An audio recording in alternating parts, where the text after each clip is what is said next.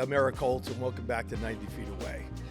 As you know, on our show, we're talking about different people's journeys through this game, not just playing the game, helping other people through the game, their day-to-day coaching, mental health, overcoming adversity. And today, I am joined by one of my favorite human beings, Coach Matt Perper. Matt Perper and I have known each other for a very long time. In doing some recon on Matt, I actually found out yesterday that I coached against him, not as a coach.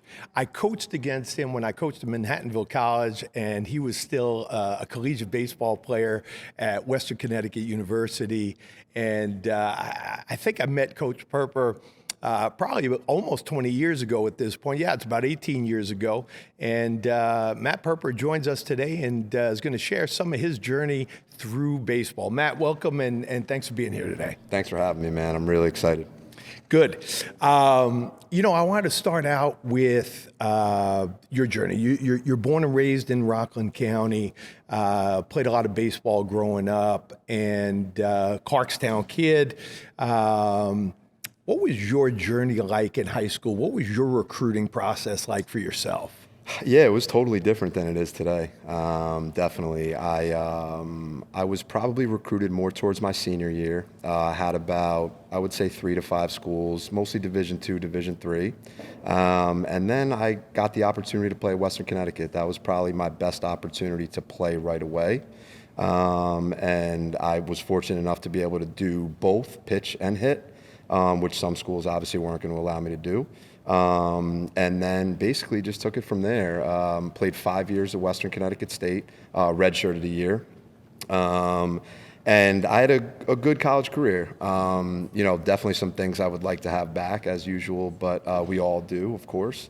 But at the same time, I'm grateful for that opportunity because it got me to love baseball more than I did in high school, and then kind of take me to that next level. Was it the opportunity to be able to be a two-way that attracted you to Western Connecticut? Most kids are not Shohei Ohtani, right? They don't have an opportunity to be two ways. Was that a big, crucial decision-making point in your journey? I think it was part of it because for me, I wanted to at least have the opportunity to do both. And then if it took me one way or the other, which eventually it took me more on the hitting side, that gave me that opportunity. The other schools were kind of just wanted me to stay on the mound. And I loved pitching. I just don't know if I loved it as much as being on the field every day and getting an opportunity to hit. So. Interesting. Just as a sidebar, this is such an important point for kids. Every kid wants to play Division I, right? Every kid that you ever met wants to be a Division I baseball player. Kids don't understand that less than 2% of every baseball player ever becomes a Division I athlete. Maybe 1% finishes the 4 years. I've told kids for years, go somewhere you're going to have an opportunity to compete once you walk through the door, and maybe it's not as sexy, right? It's not as sexy to be a Division II, Division III baseball player, but there are some tremendous baseball players at the Division II and Division III levels. Probably some of the better guys I ever coached were at the Division II and the Division III levels. Okay. For sure. Awesome. So you have your 5 years at Western. It's a pretty good experience for you. How did you start your journey in coaching, and how did that go? Was it as a grad assistant? Talk about that. Yeah, so I started coaching at my alma mater at Western Connecticut State. Coach Susi gave me the opportunity to do that. I actually got a job at a school working for an energy company, and it wasn't for me. Probably 6-8 months in, I just didn't think that was kind of where my journey should continue. And I got the opportunity to coach at Western for, making pennies on the dollar, but just the opportunity to help guys. I think for me, when I played, there were certain things that I felt like I could have handled differently. So as a coach, I wanted to always be the guy that I needed, right? That somebody else can have for themselves. So for me, that was the biggest reason why I went into coaching. Coach Susi gave me the opportunity there, and kind of hit the ground running. You know, it's a little difficult coaching kids that you played with. I was just going to say, like, I've been around the game a little bit too, Yep. and literally you're going from a fifth-year senior where you're going out with these guys, you're having a couple beers with these guys, to now they're looking at you as coach. That's a really young age to have made that decision that you wanted to help the younger guys. That's a pretty mature decision at that age. I haven't heard many people at that age really understanding or being that understanding. How'd that go? Yeah, I think it was difficult early on. I think there were certain guys that kind of wanted to see me in action a little bit more before they started to buy in. I was really big on being prepared because I knew that if I wasn't prepared, these guys would see it immediately. So I was very big on practice plans, very big on things like that, so that these guys knew that I was invested. Most of the guys I've ever coached, they want to know that you're invested, and they'll be invested. So for me, that was a big part of it, is kind of letting them see that I'm super involved. And then it kind of got better as the years went by. As I got a little bit older, I knew how to handle certain situations. But at the beginning, it was certainly rocky. How long did you stay at Western? I stayed there for 3 years. So as you got more experience and older, and then the guys you hung out with started to cycle out and graduate, did it become easier for you, for the younger guys, to buy into who Coach Perper was? Without a doubt. Yeah. Without a doubt. That's a huge step. That was a huge step for me. So after 3 years, Coach Susi gives you this opportunity to start your journey. You make a decision. You want to pursue coaching in college. Yep. After 3 years, an opportunity comes up, and you go to Iona College. Iona College. Iona College is not exactly the hotbed of Division I baseball. Not the easiest place to recruit guys to. Not great facilities. They didn't even have their own field at that point. Correct? You were renting City Park in New Rochelle. But you went from a Division III coach to a Division I coach. Obviously, you were pretty excited about that. How did that journey go for you? It was interesting, to say the least. When I got there, it was just different. Between a 56-game season, between Division I allowing more things to happen, more practice time, more, for Division III, there's 40-game season. You don't get a big fall. When I was there, it was 16 dates, so we practiced 4 days a week for a month, and we were done. And for people to understand, that's dates. That's not games. Correct. That is dates. That is practice and or games. And at the time, I believe Division III was allowed 1 day of competition. That's correct. You could play 17 games in 1 day, but it had to be over in 1 day. Okay. Had to be over in 1 day. Go on. So we had more practice time at Iona. We had the ability to have individuals working one-on-one with guys, which was huge for me, because as the more I coach, the relationships are the most important thing, as you know. If I can get on the same level, the same as my players, I feel like we can relate better. And that goes for everything I've ever done. You want to try to be involved in not just their baseball, but their daily life, how's things going at home, things like that. So I had more of an opportunity to be kind of engaged with the guys. You had a tremendous connection. I remember watching the kids with you. It was natural, right? Yeah. There was nothing forced. You were younger. You were the youngest assistant coach. One of my things about you is I think you've always been very relatable, and it was easy for the kids. What was different, other than the schedule, practices, games? What was different from a Western at D3 to an Iona at D1? Yeah, I mean, the competition for sure. We would always open up with some pretty tough competition, and that's where I got my feet wet. I was used to, coaching Division III, playing Division III, and then we open up with, I believe, William and Mary was my first taste They scored 23 runs on us on a Friday night. Wow. Yeah, it was just different. The atmosphere was different. But for me, I really got the opportunity to see what it was like, know that this was what I wanted to do, and then just kind of run with it. So at this point, right, you're still, how old are you at Iona? Yeah, so I was 25, I believe. 25 years old, and you're making great money at this point, right? $6,000. So $6,000. So we go from a Division III coach making probably somewhere in the area of 2,500, if I'm correct. That's correct. And as a second assistant, a third coach at Iona College, people think that, it's just the most incredible thing to be involved with a Division I program. Your salary for the year was $6,000. $6,000. How'd you survive? Yeah, it's a good question. Hustling, being able to, when there wasn't practice time or office time, to get into places like this that allowed me the opportunity to do lessons, even if it was 10, 11, 12 o'clock at night. I had to be able to make that secondary income so that I can, live. Okay. But yeah, a lot of lessons, a lot of side gigs, a lot of camps, a lot of things like that to just kind of keep me afloat. And mental and emotional and some financial support from your parents as well, right? I mean, you definitely. needed help. Definitely, there's no doubt they've always been there for me, and that's obviously a humongous part of this whole process. It's hard to do alone. So you're at Iona for how long?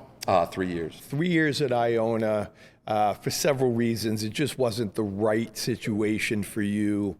As I mentioned, hard to recruit guys there, not a fully funded program, so hard to spread money around to really, decent prospects. You get an opportunity. So you end up at Southern New Hampshire University, which is a phenomenal Division II program. You go from living in Connecticut and commuting to New York. You're now living in Manchester, New Hampshire. Manchester, New Hampshire. So you go from a Division III at Western Connecticut to Iona Division I, and you take a step back to Division II. Was it a step back? To be honest, no. Right. It turned out to be like one of the best coaching experiences that you've had. Go on. Yeah, I was only there for a year. It's actually funny. I was talking to Corey Mascara at the time. Corey was the St. John's pitching coach at the time. He's now the Wake Forest pitching coach. And Corey said to me, I got a buddy, Scott Wazo. He may need an assistant up at SNU. Really good program. Obviously, you're going to have to relocate. It's something to think about. So obviously, the gears start turning in my head, and I said, you know what, maybe this is the opportunity that I need to be. Just go out, kind of go to a different area of the country, and kind of feel things out. By far my best coaching experience in college. Scott, as I said, was just awesome. He allowed his assistants to kind of be part of the process. That was a little bit less for me at my other stops. But it allowed me to kind of understand the game from like a different perspective, knowing writing practice plans with the whole coaching staff there, making decisions with the whole coaching staff there. I think that was important for me to kind of see, Do you think that's one of the reasons that they are historically successful? No doubt about it. So, as a coach, I have never been an ego guy. I think that my job is to understand what my weaknesses are and then surround myself with guys that can pick those weaknesses up. And then together we become incredibly strong. I don't understand why more guys don't think that way. Maybe they're scared for their job. Maybe they're insecure. But Coach Wazo, I've only met him a couple of times. Obviously, successful, confident in who he is, and the team does incredibly well every year. Incredibly well. Why was that only a year, Matt? Because I got the opportunity to go back to Division I. And I met the head coach at UMass Lowell, Ken Herring, and he knew that I was a big recruiter. One of the things that I learned early on coaching, kind of after WestCon, was you're only as good as the players you recruit. And that for me was like a huge part of how I coached, because as much as we love to be on the field and working with guys, there's a part that we need to go find players and attract them to the school that you're at, whether it's at Iona, whether it's at Southern New Hampshire. And the ability to find players and then start to kind of relate and things like that was a very big part for me. So I happen to know, but Yeah, tell the audience, your favorite thing to do is teach hitting. love it. Right. But they didn't have a hitting position open at UMass Lowell. Correct. So what happened? So Ken asked me, because of my recruiting and a little bit of pitching along the way, he asked me to be their pitching coach. And I was super, super kind of taken back. I didn't know what to think. And then I just said, you know what, this is part of it. This is part of this journey. And I honestly loved every second of it. I missed coaching hitting for that year, but at the same time, I really enjoyed it because it just gave me a different perspective. Calling pitches, seeing what hitters do. Now you're calling certain parts of the game based on what you're watching as a hitter, knowing what hitters look for and things like that. So that was like super, super cool. Were you nervous at first? 'Cause my thing about this is, right, coaching at any kind of decent level is the imposter syndrome, Sure. right? Yep. These kids are Division I pitchers. Yep. You really hadn't worked on the craft of coaching pitching as much as you had hitting, Yep. but yet you walk in as a Division I pitching coach. Yep. Nervous a little bit at first? Yeah, definitely. That's why, as I talked about being prepared before, I had many of phone calls that summer with a lot of people that I see as really good pitching people. A lot of guys in the college game, some guys in the pro game, just asking them kind of what to do, like how to, because I know pitching, but at the same time, I want to be caught up. As we know with baseball, everything is, if you're behind a year or two, you're behind big time. So I got the opportunity to call a ton of people that I knew just through coaching and things like that, and sat down with them and discussed things, and that made me a little bit more prepared. But nothing can make you prepared for a Friday night in Nashville against Vanderbilt calling pitches. So, Okay. that was a little bit of a rude awakening for me. But at the same time, I mean, what an experience to be able to, be in a situation like that and have the opportunity to do that. But yeah, at first it was definitely a little bit challenging, but I imagine it was like crazy intimidating. Yes. So you're at UMass for also 1 year. Yep. And another opportunity comes Yep. your way. Yeah, so right after UMass, I got a call from a buddy of mine, John Grasset. He was the pitching coach at Brown at the time. And he said, hey, we have an opening on our staff, really want you. And took me a little while. Obviously, I had to talk over some things with my family. And I said, you know what, we'll start moving our way back down the East Coast.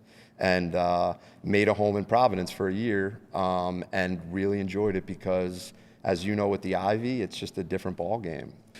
The Ivy League is totally different, but within a very short time, relatively, you start out as a grad assistant at Western, and within 3 years you're a Division I coach, and you take this job at SNU to Lowell, and now you're in the Ivy League. And there's a lot of great about the Ivy League. There's some not so great about the Ivy League. Obviously, in recruiting, there is no athletic money. There is no academic money.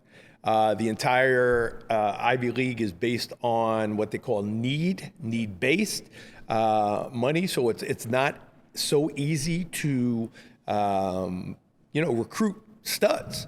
Some of the regulations are similar to Division III. You're limited as far as practices in the fall and how much you can compete in the fall. But you enjoyed that year. I loved it. I was able to connect with the hitting coach at the time was a guy named Mike McCormick who really taught me a lot of things in terms of kind of, again, the restricted practice time. So being able to use your time efficiently because you weren't able to get all that time as we were at some other schools. And Mike's now become a great friend. He's now the hitting coordinator for the San Francisco Giants. we talked the other night for an hour and a half about hitting.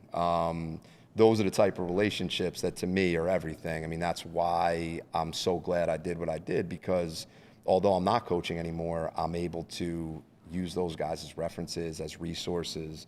And Mike's a great guy. So John was the pitching coach at the time, got me in and kind of helped him. And the good part about that spot for me was that I was able to help on both sides. So I helped Mike with hitting, but at the same time, if John needed something on the pitching side, I was a year away from coaching pitchers. I had the ability to just kind of, you know, be like a Swiss Army knife and whatever they needed. And it was a cool experience, you know? So that was a lot of fun for me, right? Yeah. That was a lot of fun for me. For people that don't know, my son played at Columbia, and it was his sophomore year, I believe, that you were Brown. And you can't tell because Matt Perper is sitting down right now, but he's probably 6'3", 6'4", and 235, and built like a brick, whatever house. And you know, the entire Columbia baseball team was calling him out at first base, if you remember. I do.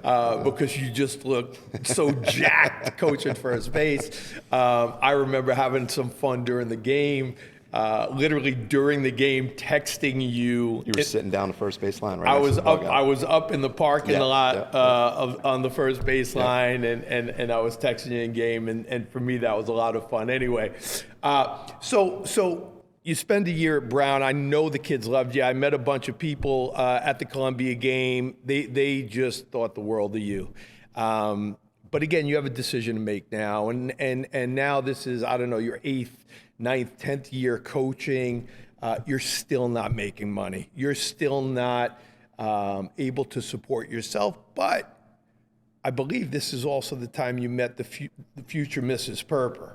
Was. So I now have to start thinking about my future and what I'm going to do to support a family, and not necessarily give up baseball, but I can't work for $6,000 or $7,000 or $8,000 a year. I'm now going to have bills to pay. Yes. The most I ever made coaching in a 12-year career was $20,000 for a year. So definitely challenging. And yeah, I met my wife at my year at Lowell. And then what was great about that was she's from Providence. So she was able to kind of show me around Providence when I got the job at Brown. And then, yeah, I decided that was right around the pandemic.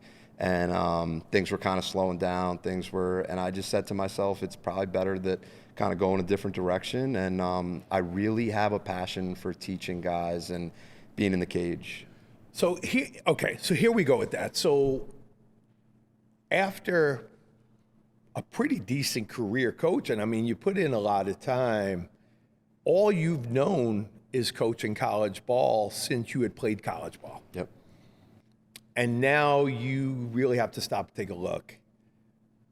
But the guy who was a two-way player, who had been a hitting coach and a pitching coach, you decide to go out on your own and open up a company, MP Baseball. And talk to me about what got that going and how that started.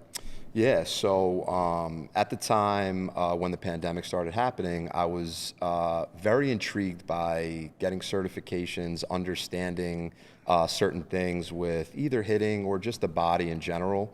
And I spoke to a buddy of mine who was coaching, and he was right about to get a job at the Orioles, and he said, there's a really good certification. It talks about the body and hitting and things like that.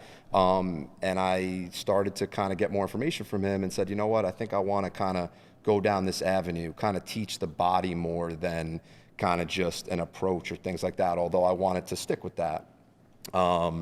So I kind of started thinking about doing my own thing, especially with the pandemic. It was very hard with college baseball. Brown didn't have a season at the time. So everything was kind of starting to get a little bit more kind of, I wanted to have a feel for what I wanted to do. And coaching, although I missed it, still do. I thought this was kind of the avenue I wanted to go in. So I started to get certifications, driveline certification, on-base use certification, and I started to kind of dive deeper into the swing itself. And I just fell in love with it. I fell in love with kind of finding what is missing with guys when they come into me and giving them an opportunity to find that. It kind of got me going again. And So there's a couple of things that are really, really interesting to me about what you do. yeah, You work with 10, 11-year-old kids. yep, You work with college players. yep. You work with first-round draft picks. You work with college All-Americans. One of the things that you touched on at the beginning of the show was being organized, being prepared. What's something that you do to prepare for a session if you're working with one of your 11 or 12-year-old players, and how's that different if you're working with a college player or a pro? Yeah, definitely. I think the most important thing we have to realize is everyone's going to come in with different talent levels.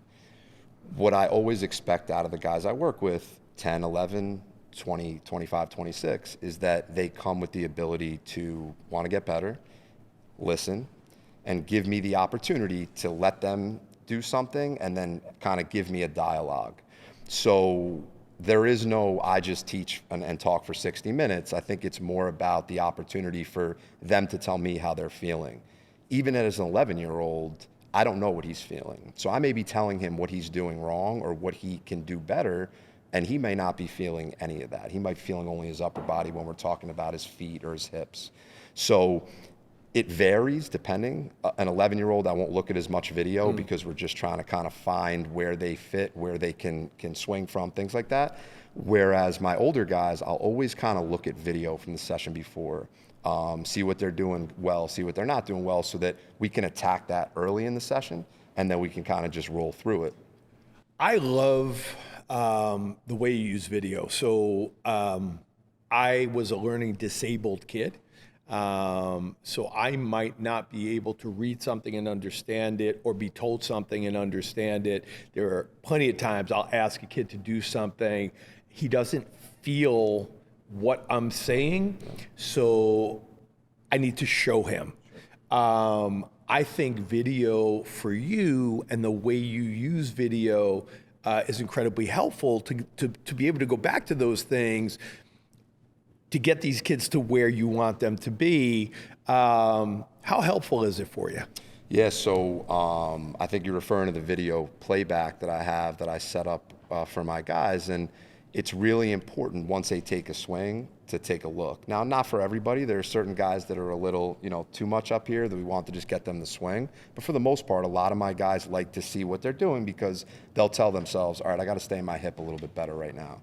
They'll take a swing, they'll take a look and go, I didn't stay as much as I wanted to. So a lot of it is just them getting feedback without us even discussing anything. It's a lot more just me throwing or me feeding the machine, them taking a look and understanding. But really the dialogue that we have is based on if they see something, we'll be able to talk about it, whereas other things. But not only talk about it, right? Yeah. The way you've got this set up is you can work on something with them, and then they can also take that video home. You can forward that video to them.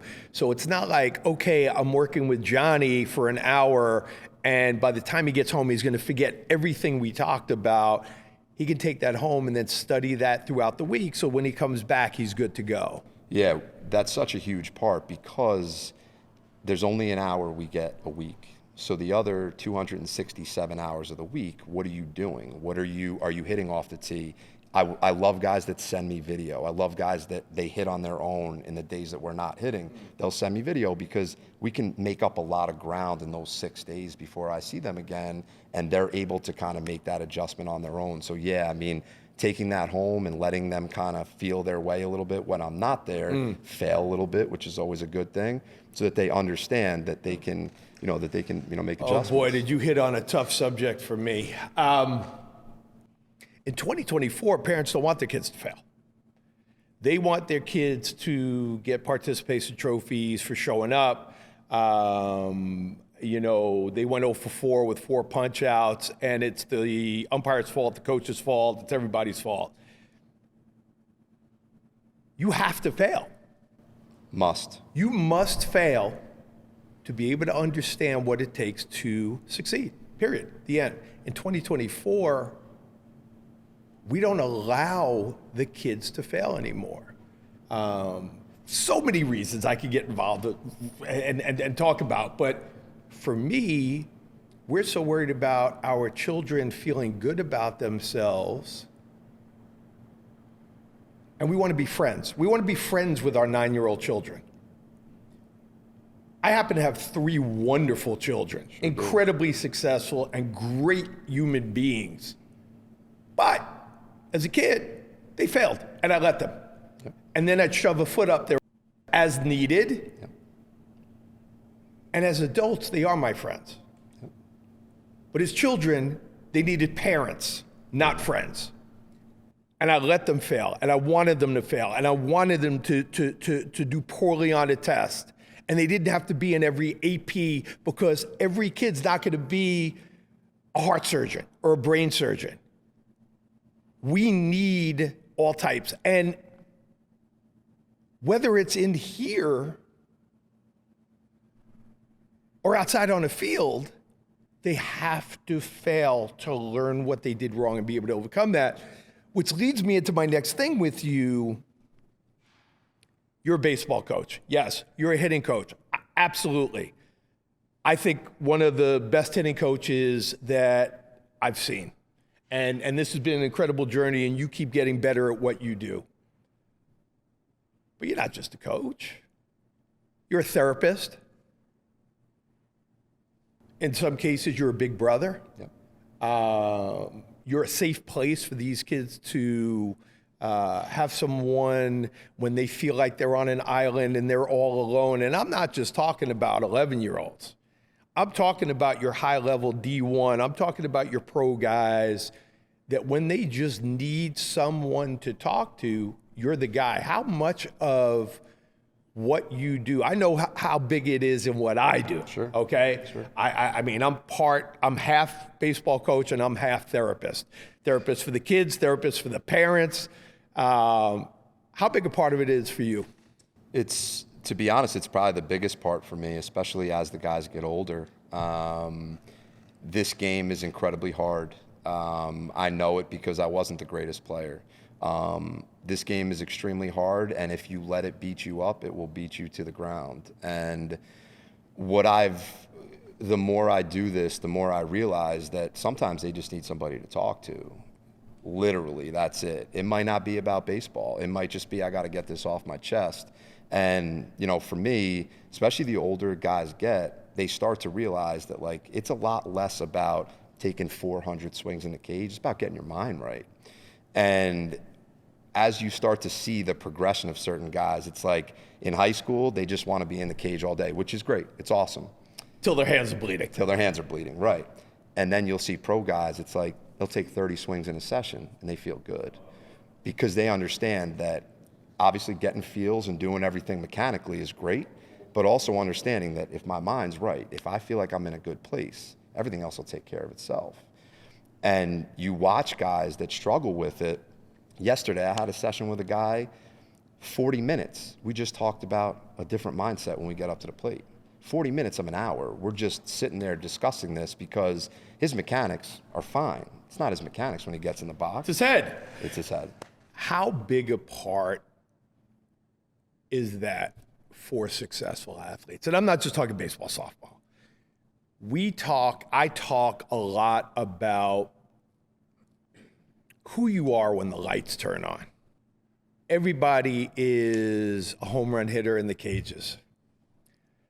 But if you step out on the field and your sphincter looks like this pre-game, it's gonna be I can't use you. It's going to be a tough day. Yep. What do you feel the separator is for the good ball players, good swimmers, good tennis players, and the great ones? Dealing with adversity. Being able to deal with adversity because I don't care who you are, it's coming. It's coming like a freight train. The guys that can deal with that and can kind of move themselves along are the best. I see it in hitting. I see it in any sport.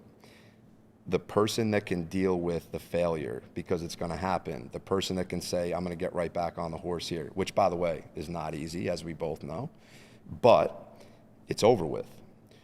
So the more we dwell on something that we can't do anything about, it's going to be a really, really hard day.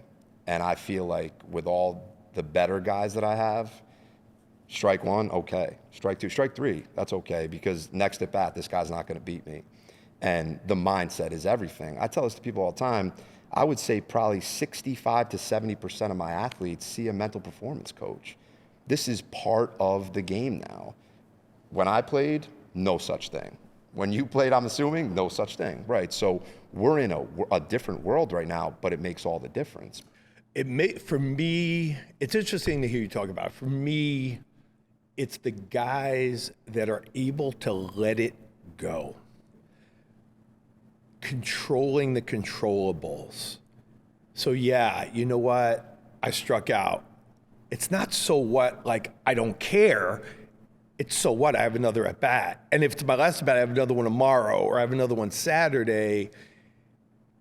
Instead of now I struck out and I'm taking that onto the field, and now I'm still tight, I'm still tense, and I'm still angry, and the first ball hit to me is going to be an error. Yep. For me, that's just an incredible separator. One of the best guys I coached, it's really interesting, Matt, Danny Valencia, who's going to be joining us in the next couple weeks, 10-year big leaguer. I asked Danny one time when we were going through the qualifiers in Germany, I said, Danny, you're walking from the dugout or the on-deck circle to the home plate. What's going through your mind? What are you thinking about? And he said, nothing for me to think about. I am the best baseball player on the planet. Now, whether he means that or not, I'm going to get into that with Danny in a couple weeks. When the lights turned on, 10 out of 10 times, Danny Valencia was who I wanted in the batter's box. Yep. Does he deal? Yeah, he deals with some of his own anxieties and stuff like that. But this kid performed. For me, that is just the incredible separator of I'm not going to let this get to me. I'm not going to let this ruin my day. The umpire blew it. My mother didn't bring me an orange Gatorade. I only have red. Dude, so what? For me, what I've taught for so many years is my favorite four-letter word in the entire dictionary. It's not what you think. It's next. I got to be able to move on. I've got to be able to move on to the next play after I made an error, the next at bat if I struck out, the next pitch if the umpire blew one. And so many kids have a tough time. I think that's what they struggle with the most. And for me, as a coach, I've always kind of prided myself. I think in the 25 years I've been coaching, I've yelled on a field 3 times. Sometimes kids just need an arm around them and need to be talked to and say, hey, you know, that didn't work. What could we do different next time? And I see you doing that with these kids. I see you asking them what they felt in that position, in that pitch. Do your guys send you game video, live at bats, and ask you to break that stuff down for them? How much of that do you do? All the time. All the time. I think that's probably the most important video we're going to watch. As you know, in a cage, the setting's a little bit different. Not a lot of people around, kind of getting those, feel goods coming at you. And in a box, that pitcher's trying to beat you every step of the way. That's why we try to make the situations in here as hard as we possibly could. That video that they send me preseason is the most important video. And to be honest, 9.5 times out of 10, it's always about their timing. I'm not really concerned about their mechanics once we get into the season. Of course, there's always an outlier, something's looking a little weird, but for the most part, I'm looking for guys that are on time, that are hungry, looking like if I'm in as a pitcher, I'm scared of that guy. Mm-hmm. That guy's going to swing at every pitch and shut it down. That guy's not going to be watching pitches go by, kind of being a little bit timid. that's what I'm looking for when I get a game video or a live at bat or anything like that. So hitting is simple. It's just not that easy. It's just not that easy, right? Yep. Shout out to Kevin Wilson. K-Dubs. I've got to have my mechanics right. Yep. I've got to control my emotion. Yep. And I've got to look for something good to hit. Yep. And then I'll be successful doing what I'm doing. Yep. MP baseball is doing really well right now, and I couldn't be happier for you. What's next for Matt Perper? I don't know. I enjoy what I'm doing. I'm never going to take coaching out forever because I still miss it. I miss putting the uniform on. I miss, aspects of being in a game-like situation. But right now, this works. Got 2 young kids at home that I love to death. I'm really enjoying the time I'm getting with them because I don't think I would get that same time if I was, on a field or coaching at a school. So I think right now, we're going to stay, here, but there's no end game right now. I think just helping guys is what I enjoy. So, he's talking about a great family. He's got a beautiful wife and 2 amazing children, really an incredible family. Any possibility of growing MP base and taking on guys that you can train to be and teach and learn as you do? It's been a thought of mine for sure. Have definitely crossed paths with a lot of people that I've discussed that with. And I think it's always an opportunity to grow because if I can help more people, obviously I'm only one person, so I can only be in one spot. But if I can help more people along this journey and kind of let them see where we're at in this whole thing, would be awesome. Honestly, always open to that.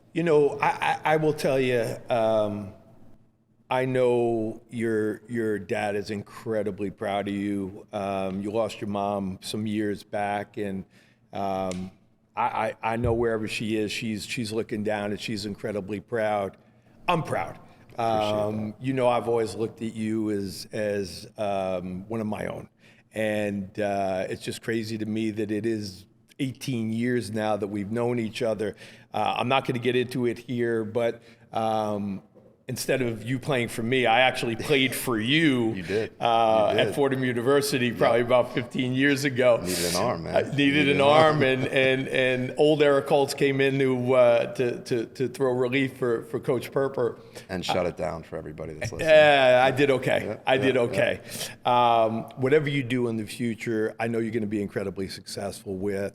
I wish you nothing but success in continuing to do what you're doing and helping athletes overcome the day-to-day and the adversity and stuff like that. So thank you so much for spending some time with us today. Thanks for having me, man. This was awesome. Of course. This is awesome. And thank you for joining us once again. Obviously, my journey is just one that there are no words to describe. I get to hang out with human beings like this and like Danny Wierchansky and so many other people that you're going to get to meet throughout this journey. Matt Perper helps kids on a daily basis. And for me, that's what this is about. It's helping the next generation set and achieve realistic goals. And it's not just about being in the cage and helping them, hit a fastball or a curveball. It's helping them through their entire journey and becoming mentors to them and helping them grow as human beings. Thanks for joining us today. Go out, subscribe, send this to your friends, let them know about this, and we look forward to seeing you again on 90 Feet Away. Thank you so very much.